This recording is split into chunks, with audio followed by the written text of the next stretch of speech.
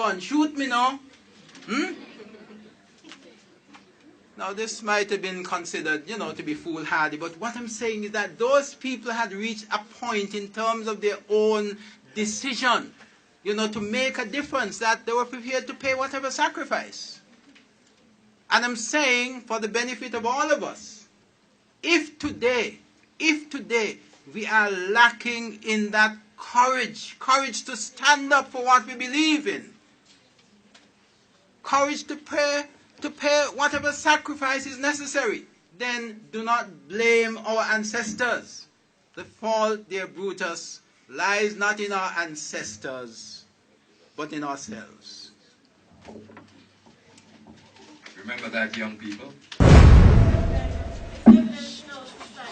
Yep. That there is a lot of progress.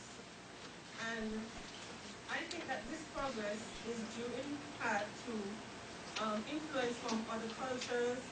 And it has been positive and it has been negative. But in your opinion, when we look at our interpersonal relationships as human beings and how we relate to each other, do you think it's more positive or negative? If I had the means of weighing it up or analyzing it, I would say it is rather more negative than positive. I'm not talking about numbers. I'm saying that the influence, the negative influences in so many cases outweigh the positive. All right? It is only the other day I was listening to a radio program, and this person said, well, in St. Kitts, a lot of people commit murder without shedding any blood. And it sounded a bit contradictory to begin with, but I thought of it and I said, that caller may well be much wiser than he recognized. Because there's so many wars going on in St. Kitts. There are wars going on. There are people who will, just want to see you out of the way. Killed, disabled, put aside. And so interpersonal relations are particularly bad. And this is one of the reasons why I personally am an advocate for integrity in public life legislation. Not because of what it will supposedly do among politicians and public officers, but I honestly feel that it needs to set a tone for the country.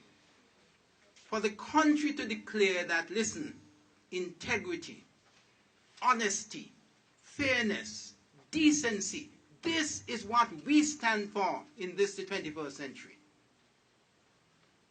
And I believe that it will make a contribution to improving personal relationships, and I believe it would be an important tool in all of the problems we're having, fighting gangs and what have you. Because when there is no integrity in public life legislation, it gives the impression that there are no standards. You can do what you want so long as you get away with it.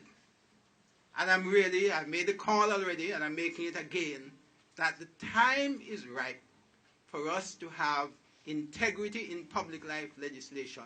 Not just for what it might or might not do in relation to politicians and public officers, but in terms of setting norms and values and standards for the society as a whole.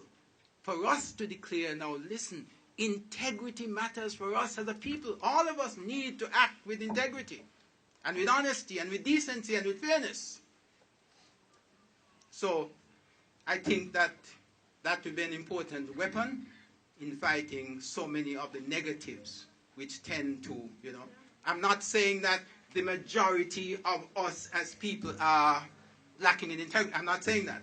I'm saying that the negatives, it may be a minority of the population, but the negative which they give off, which they exude, is tending to overwhelm the positive.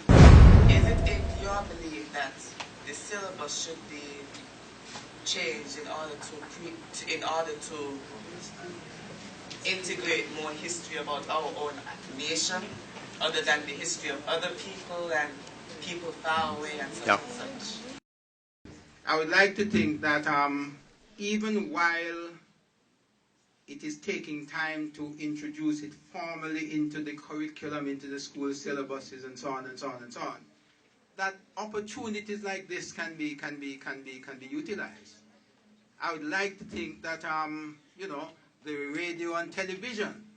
I wish somebody would put a microphone in front of somebody like Washington Archibald and let him talk, let him express himself in terms of our history and so forth and so on. We're not all going to agree ever, but we need to know. We need to know so that we can make up our own minds and we can take some pride. Compare the United States and how they make such a wonderful thing of their history. Later this month you're having Thanksgiving. And whether they were actually born in the United States, it is a time when they all get together, the symbolism. They were celebrating the other day the Statue of Liberty. Every opportunity which we have to celebrate our history, to make it known, to get people involved so that they might take a sense of pride and so on, we must not miss it. So in addition to what will be done in terms of the schools, I'm hoping that, additionally, in the community, and through the media, etc., that we'd be all learning more and more and more about our history. Because I tell you, St. Kitts history is truly, truly fascinating. Truly fascinating. On behalf of the UNESCO Slave Route Project Committee, we would all like to offer sincere thanks to our presenter, Probyn Inniss,